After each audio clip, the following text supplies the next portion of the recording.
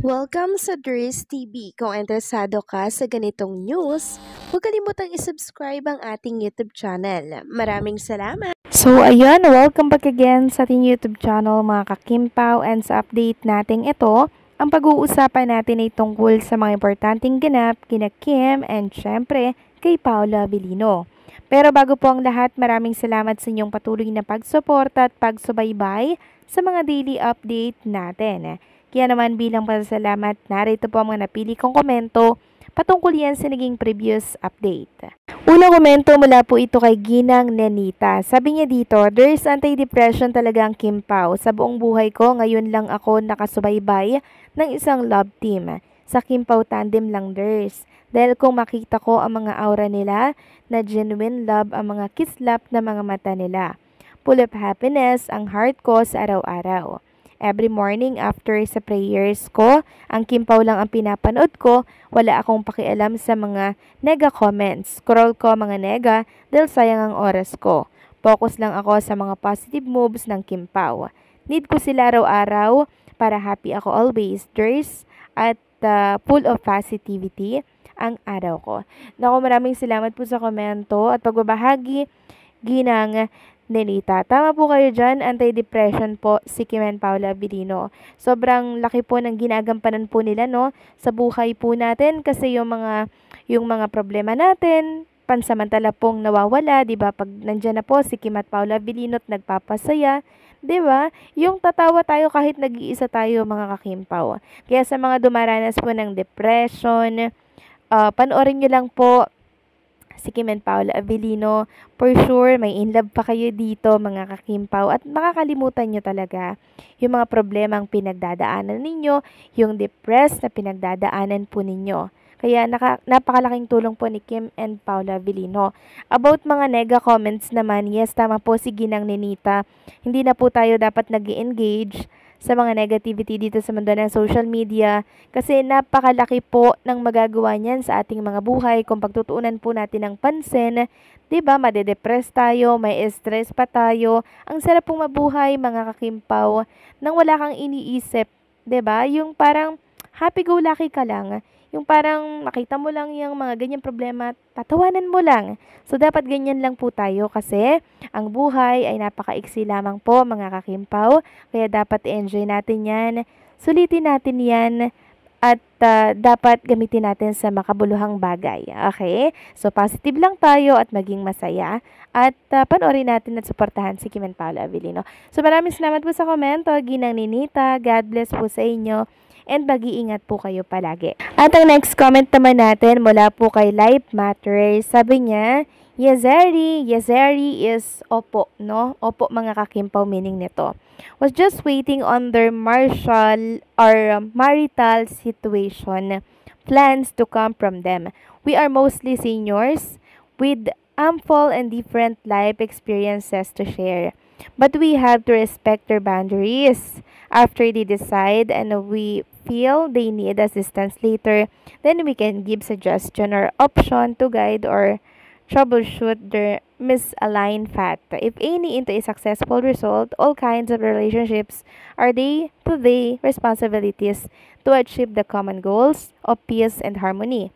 Love and forgiveness, transparency and honesty, diligence and prudence, kindness and compassion, patience and understanding, humility and selflessness, integrity and justice, humor, friendship, courage, and fortitude.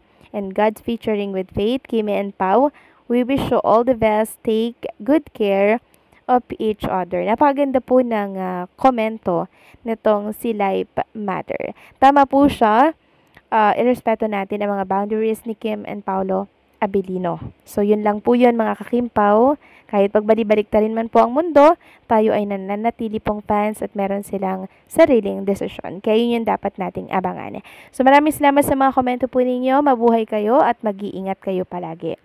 So, ito na nga mga kakimpaw, pag-usapan na natin ang mga balita po na nakalap natin sa araw na to. Tunay na nga natin pag-usapan itong pinost ni Chinita Princess sa kanyang or nirepost ni Chinita Princess sa kanyang Instagram story. Post ito ng Prime Video PH. Ito yung picture nila or pictorial nila ni Paolo Avellino na kung saan makikita nga dito mga kakimpaw na nakadikit pang mukha ni Kim Chiu sa dibdib or sa leeg po ni Paolo Avellino na tila baga meron pong inaamoy si Kimi. So yung tingin po dito ni Kim Chiu talagang alam nyo yun, parang makuha ka sa tingin ganyan.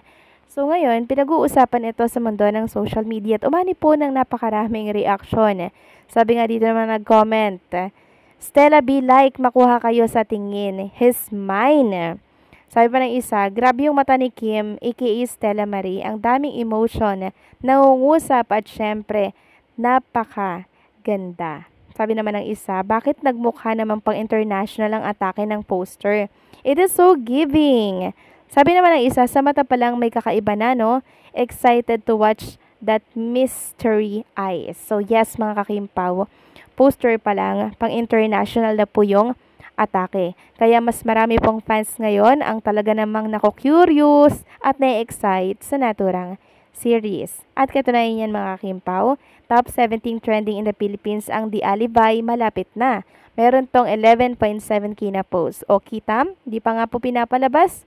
Lagi na pong nagte-trending sa mundo ng social media. Isang patunay lamang ito na talaga naman pong blockbuster hits na naman po ang pagbibidahan ni Kim and Paolo Avellino na The Alibay. Kaya ngayon pa lang, i-congratulate na natin sila.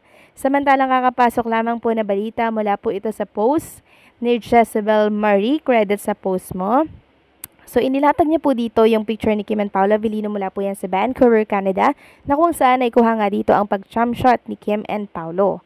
Sabi dito sa caption, meron daw nakakita sa kanila doon. Siyempre, sweet daw ang kuya nyo. May pa-holding hands at kiss sa foreheads ng pinaka-quick. Alangan namang sabihin niya yan. Walang sinabi ang businessman nyo. La nga kayong resibo eh. Tapos tumawa po siya. So, sino ba yung businessman na tinutukoy dito, mga kakimpaw? So, ito po yung kumakalat ngayon sa mundo ng social media na nanliligaw di umano kay Chinita Princess. Businessman din naman. Si Paolo Avellino, hindi po ba? May mga negosyo po yan na hindi po natin alam, mga kakimpaw.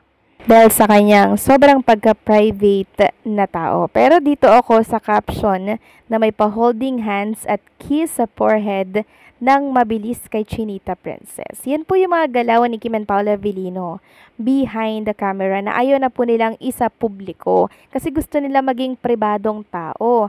'Di ba? Yung kasiyahan nila, sinasolo na lamang nila kasi silang dalawa din po ang mag-benefit niyan, mga kakimpaw. Talagang privacy ang gustuhan ni Kim and Paolo Avellino. Pero kahit di nila aminin yung tungkol sa relationship nila, hindi naman nila tinatago, 'di ba? Pero nakikita natin sa kanilang mga galawan. So, anong say nyo dito mga kakimpaw? Please comment down below. So, hanggang dito na lamang po ang update natin at kita-kita muli sa susunod nating update.